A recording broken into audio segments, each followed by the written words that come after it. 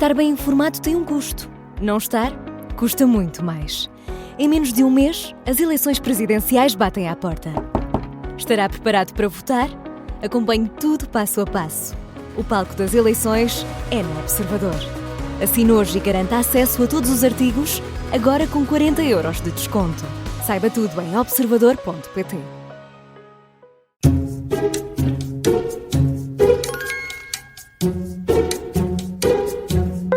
Começa agora a Comissão de Inquérito das Manhãs 360. Hoje é a nossa convidada, a constitucionalista Teresa Violante. Bom dia, bem-vinda. Bom dia. Obrigada por ter aceitado o nosso convite. Sabe como funciona?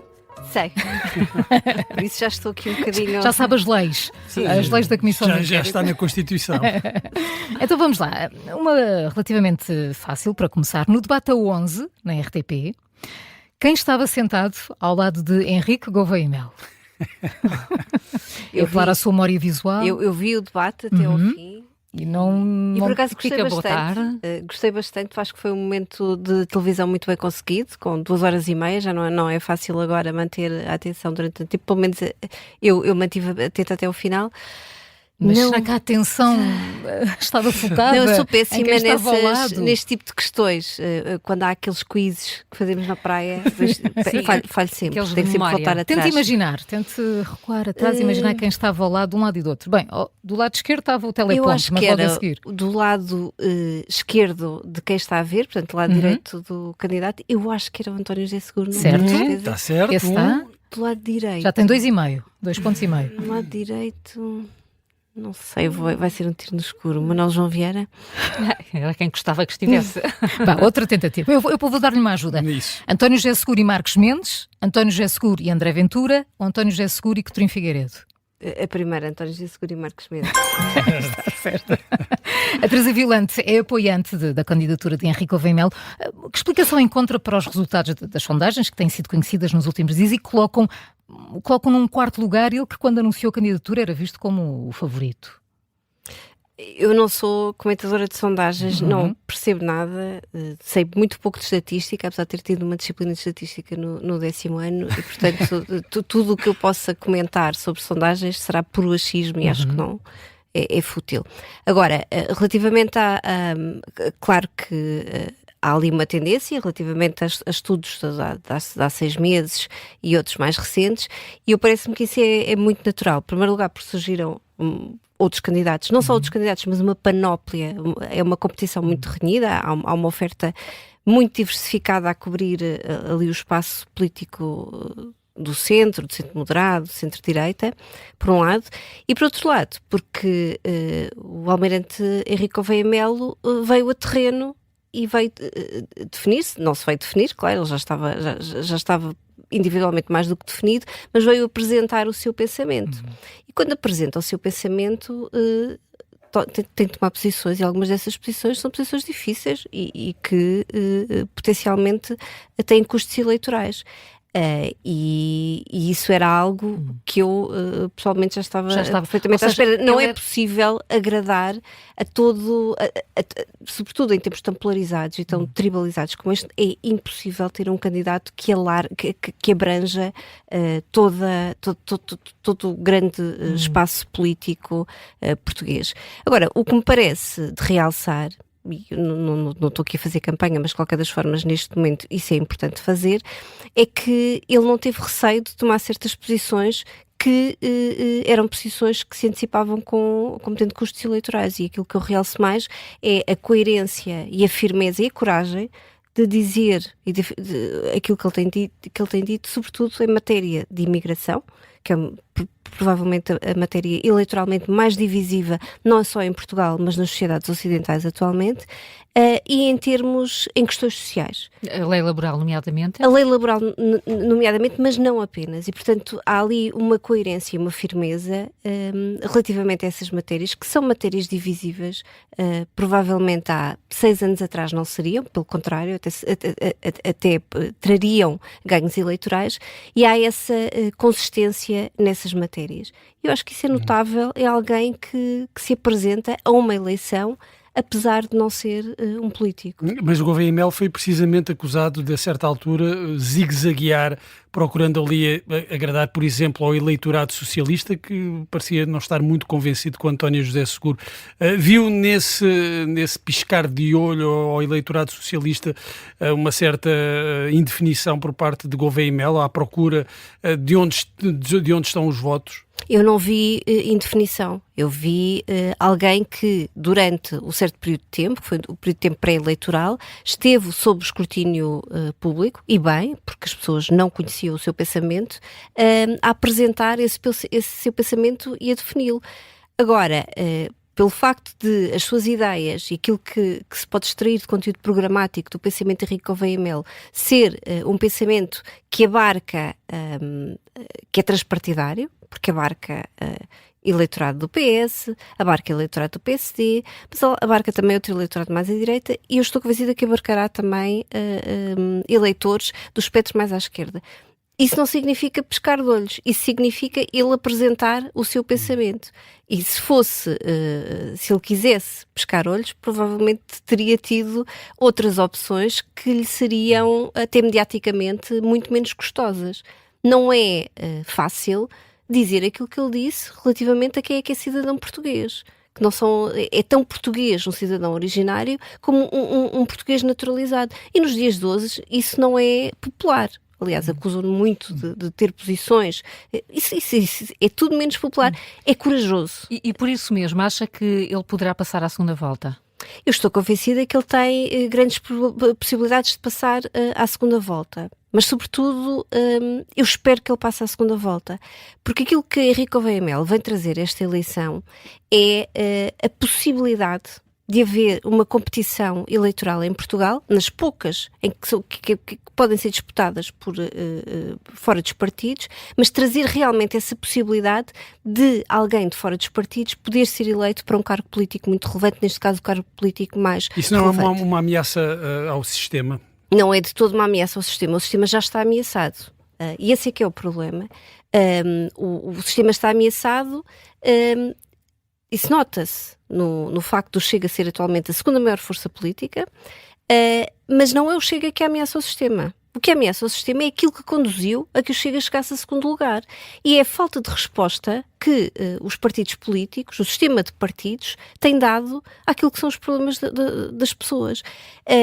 O nosso sistema é um sistema que concentra o controlo do sistema político nos partidos. Isso tem uma explicação pelo contexto revolucionário e pela necessidade de domesticar o próprio processo revolucionário, mas depois os partidos apropriaram-se do sistema político de uma forma que o torna praticamente um cartel. Não há, quando chega a altura de tomar certas posições que podem ser eventualmente contra os interesses dos partidos políticos, designadamente a nível de financiamento eleitoral, financiamento de campanhas, financiamento de toda essa parte, não há desacordo crucial entre os partidos políticos. Nós temos um regime de financiamento político que é um regime pensado para os partidos. Aliás, veja-se aquilo que sucede a nível das campanhas presidenciais. Nos termos da Constituição da República Portuguesa tem de existir igualdade de tratamento entre as candidaturas, sejam elas oriundas de partidos políticos, sejam elas de cidadãos independentes. Aliás, supostamente são candidaturas uninominais, mas toda a máquina partidária pode ser colocada ao serviço da candidatura e isso não é contabilizado da forma como deveria ser para efeitos de financiamento. E, eventualmente, os partidos políticos podem fazer adiantamentos, podem eventualmente substituir-se na responsabilidade se existirem dívidas, e, portanto, tudo isto mostra um jogo desequilibrado. E eu falo ainda de uma outra questão, que é uma questão crucial que pode justificar porque é que o Estado falha tanto, que é a questão da partidarização da administração pública. A Constituição nunca pretendeu uma administração pública partidarizada e dependente das nomeações políticas. Isto é o resultado do funcionamento do sistema político, do sistema partidário nos últimos 50 anos. E leva a que, quando tenhamos momentos de crise, temos atualmente o momento do SNS, em que se fala muito da questão das nomeações das administrações regionais de saúde, da necessidade de serem despartidarizadas, mas vamos um bocadinho atrás, quando foi a questão da vacinação, e estávamos ali de facto num momento de guerra. Eu sei que muita gente discorda desta qualificação, mas se nós recuarmos atrás, todos nós temos memória para isso, nós sabíamos o que é que nós sentíamos quando estávamos em casa na altura, e foi necessário ir buscar alguém de fora dos partidos, porque o sistema político, que tem origem no sistema partidário, não conseguiu dar resposta. E nós transformarmos em exemplo mundial. Isto não é pouco. Transformarmos em exemplo mundial desta forma, veio cá o New York Times, veio o Washington Post, veio o The Guardian, veio todas essas pessoas a perceber o que é que Portugal estava a fazer bem. Portugal estava a fazer bem um processo porque foi despolitizado, foi despartidarizado, e agora permitam-me puxar a brasa à minha sardinha, e liderado por Henrique Gouveia Melo. Isto leva-nos à segunda pergunta, Teresa Violante, ainda sobre as presidenciais. Há pouco perguntámos-lhe onde é que Henrique Gouveia Melo estava sentado no debate a 11 e no boletim de voto, em que lugar é que ele está? Isso eu sei porque eu já votei. Está no último lugar. Está no último lugar. E então olhou para o boletim de voto. Consegue entender porque é que estavam lá 14 nomes quando só 11 é que vão... É questão de facto a votos e são candidatos. Isto é um problema da lei eleitoral ou é o tal sistema que não consegue resolver problemas? É um problema de administração. Portanto, esta decisão foi tomada pela administração, por um órgão da administração eleitoral, neste caso a Secretaria-Geral da Administração Interna. Com base dos prazos da lei? Sim, é verdade. E apresentou isso como uma inevitabilidade, ou seja, tinha de ser assim. Não tenho a certeza que tivesse de ser assim. O que me parece é que não, é um faux pas, é um inconseguimento, para utilizar um termo que eu acho que é muito feliz no seu conteúdo, porque não se justifica. Eu votei ontem, como referi, o alerta que é dado aos eleitores para os nomes a inexistência eleitoral daquelas candidaturas que efetivamente estão nos boletins é uma fixação na porta muito pouco visível e, portanto, não há aqui informação. Agora, existia há um mecanismo supletivo para reagir a atos da administração eleitoral. Portanto, qualquer um dos candidatos poderia ter reagido. E, de facto, a nossa lei eleitoral, quer a do Presidente da República, quer relativa às outras eleições, coloca nos candidatos, nas candidaturas, este ónus de zelar pela integridade do processo eleitoral. Nenhum candidato reagiu. É certo que o prazo de reação é de um dia, não é 24 horas, é um dia, é o que está na lei do Tribunal Constitucional. Nenhum o fez, não sei se, provavelmente por desconhecimento, porque depois houve candidatos que se indignaram bastante e já este ano, porque a decisão foi tomada em 2024, mostraram sinais de se calhar vamos reagir.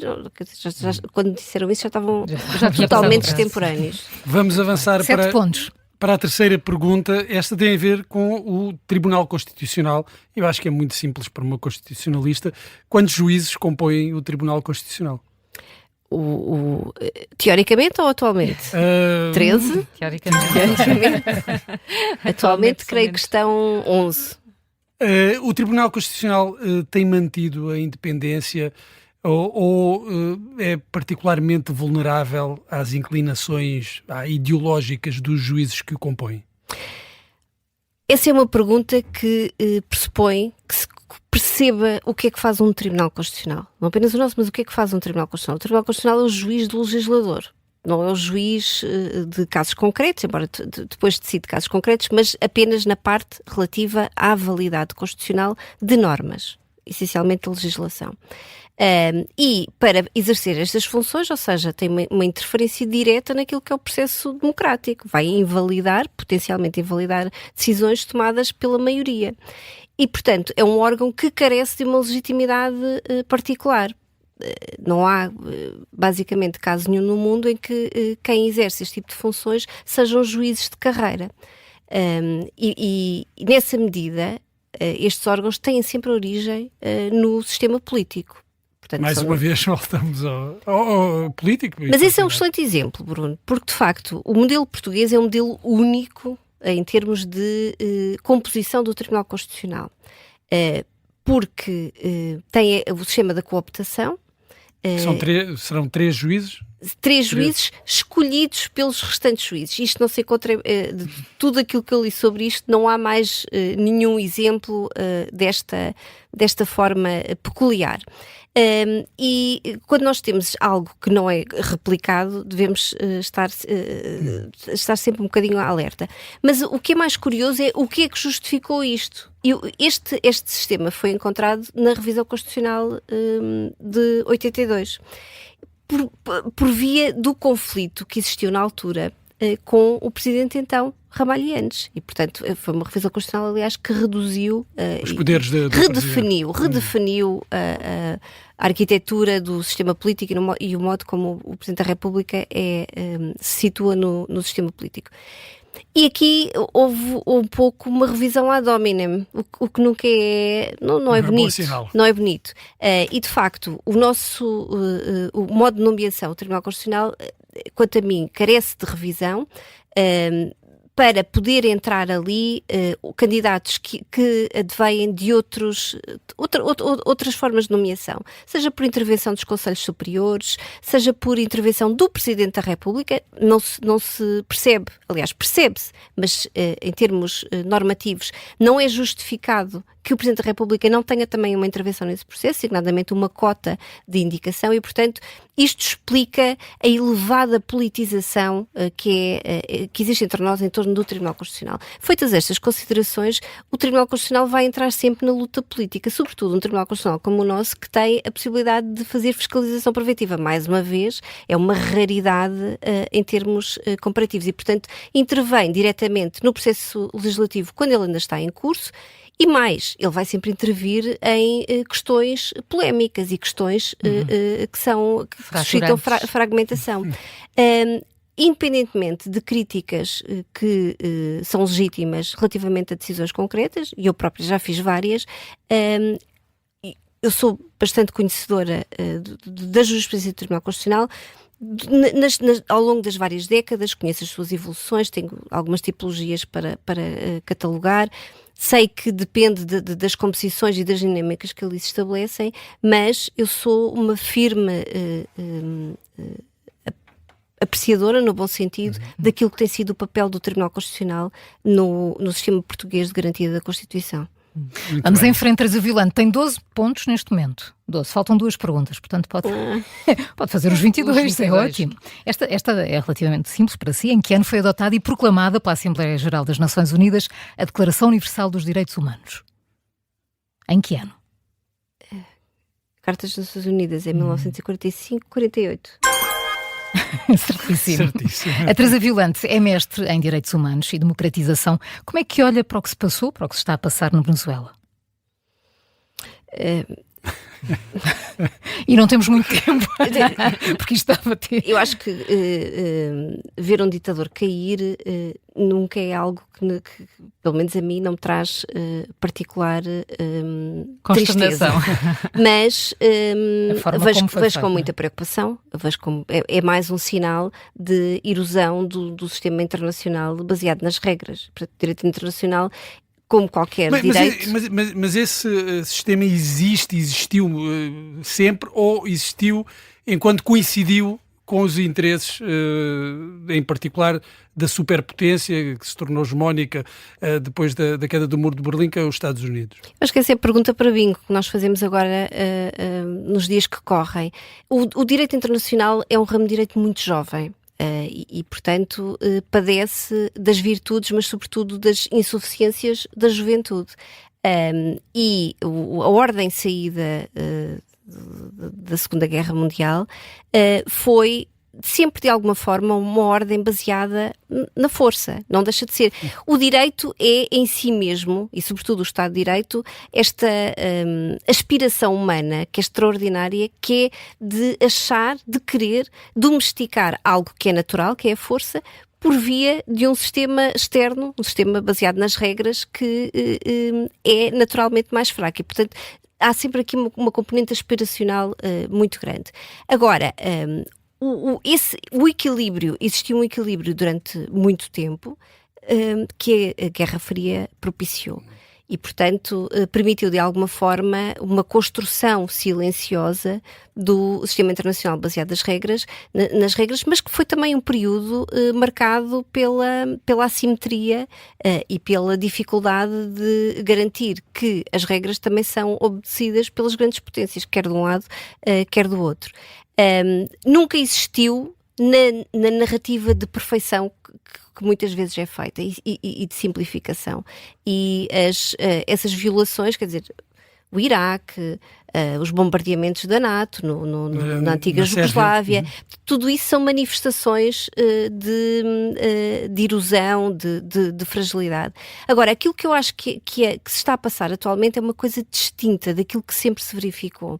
É que o que acontecia então era que nós aferíamos a violação de uma norma, ou seja, a norma continuava a ser o padrão de atuação e a medida a partir da qual nós avaliávamos a conduta dos Estados, designadamente os Estados mais fortes. E esta linguagem de poder cru que o presidente Trump tem Vem destruir essa ilusão. Aliás, quando foi a invasão da Ucrânia, o presidente Putin fez um esforço, por justificar algum esforço, por justificar à luz do direito internacional. E é essa ausência que a mim me preocupa particularmente, porque violações por parte das grandes potências e dificuldade de garantir que os Estados Unidos respondessem, em termos de justiça internacional, accountability, nunca subscreveram o TPI. Portanto, as ofensas ao próprio TPI não são exclusivas do presidente Trump. Agora passamos estamos mesmo com tão pouco tempo, passamos do direito internacional para o direito norte-americano. Em que cidade foi redigida a Constituição dos Estados Unidos? Filadélfia. E a democracia dos Estados Unidos vê-a ameaçada? Sim. Claramente, sem qualquer dúvida. Claramente. Agora, os Estados Unidos são um sistema com muitas devoluções de poder. Não só a arquitetura federal, mas também outros mecanismos. Mas isso já se dizia, desculpe, em 2016, quando a primeira eleição de Donald Trump, dizia-se isso, que o sistema iria impedir que o poder se concentrasse demasiado nas mãos do presidente. Isso está a funcionar?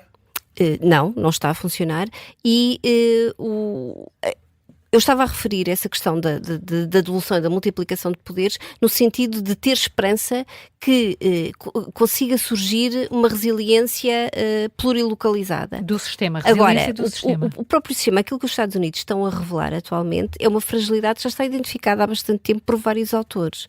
Em primeiro lugar, uma fragilidade assente em grandes desigualdades e a questão transversal da discriminação, que nunca foi eliminada, desde a questão da escravatura, a questão da segregação, as lutas que tiveram de ser travadas pelos direitos de voto, etc. Portanto, há essa questão. A questão da brutal desigualdade, há vários Estados Unidos, o Midwest é totalmente diferente da Califórnia, e isso implica também uma enorme desigualdade e assimetria entre o demos, não é? Não há um demos, há vários povos. Agora, sobretudo, há a própria fragilidade das democracias. As democracias dependem sempre de algo que não se pode impor, que é uma convicção, uma adesão.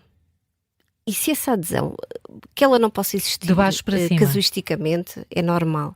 Quando ela começa a não existir de uma forma generalizada, aí não há regras, não há força, não há instituições, não há normas, não há tribunais que consigam combater isso.